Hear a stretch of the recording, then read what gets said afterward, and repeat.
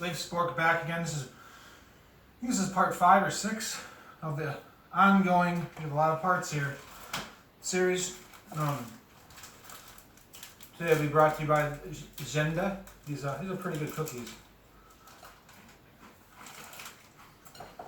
And this coffee here. Okay, so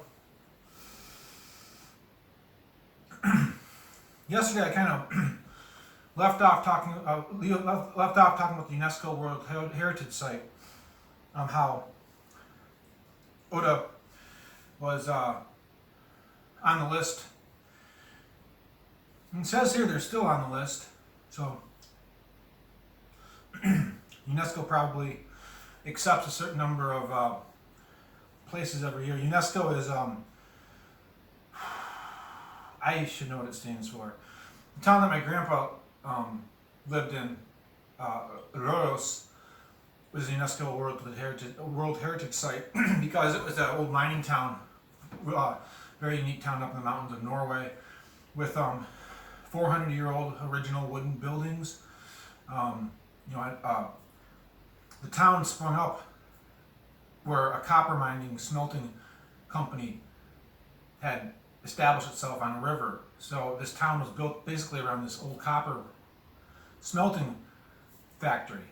So it's out in the middle of nowhere, up in the mountains in eastern Norway near Sweden. So it was a really unique place. When the copper mine shut down, UNESCO in 1977, which is when my grandpa built this house there, UNESCO kind of saved the town. My grandpa built, Røros is also in the same county, Trøndelag, as Røros as Trondheim. So if you're from Trondheim, Røros it was always a special place, a very special place. So Odda has their own special history, like Røros. So I understand that. So here I am again, this American coming in saying what I think about the smelting plant. Yeah, I bought the building, but still, I know what it's like when someone comes into some town and is all energetic and, talking all highly of the place where they haven't even been for very long, where there's families that have been here for generations. Norway's not America. Never will be. Norway's a very small country, 5 million people. My grandpa was 100% Norwegian, from a very prestigious family in Trondheim.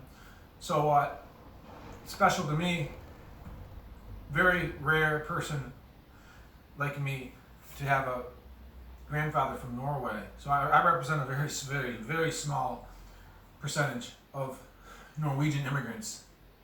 And there's already a small percentage of Norwegian immigrants. I'm even a smaller percentage of that. So for me, I understand this differently than most people. Plus, I studied history. Okay, so I think we've covered this.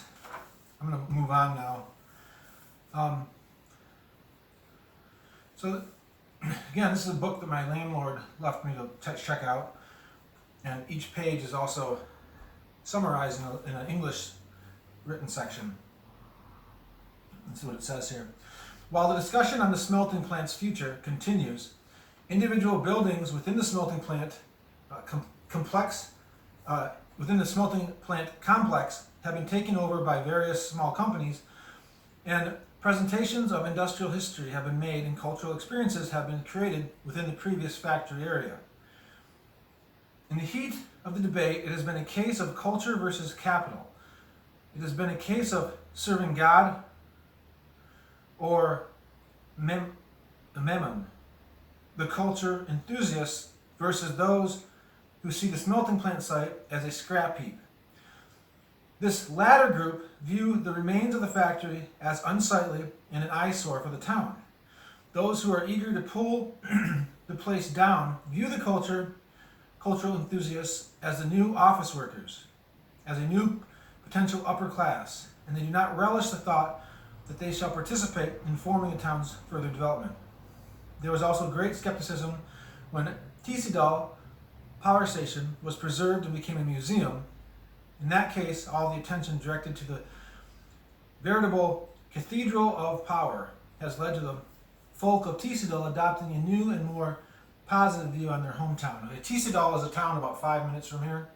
It's where the initial kind of power plant was built, that gave all the energy resources to these industries that sprung up. So it basically kind of happened in Tisadal. Okay. What it's saying here is that again, I have firsthand experience with this. I know I'm an American. I know I'm from Michigan. What do I know about Odda? Right? Yeah. This happens everywhere. It's different here, but it happens everywhere. Okay. I had this friend. We had a power plant right on in Traverse City, right on West Bay. Coal, I think, and wood chips would be delivered at the power plant. It was a big building, kind of like the big red building here with the furnace.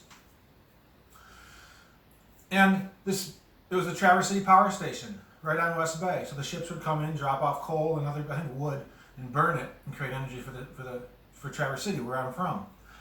My mom grew up there. It was part of Traverse City. I didn't know Traverse City without it. Well, my mom was from Traverse City. She was born there. Her dad was born about 20-minute drive from Traverse City. So Traverse City is the central city in northern Michigan. It's the biggest city in all of northern Michigan. It's a real popular city. So lots of tourists come there. Lots of people are moving there and buying second homes. So there's this big power plant there. Well, for me, that was special. That was part of what I always knew about Traverse City.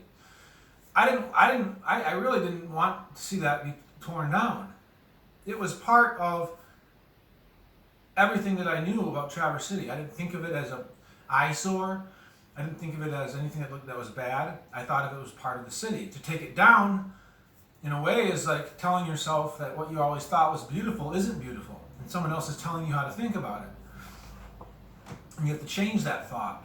So growing up, I went to the same high school, the same public school my entire life.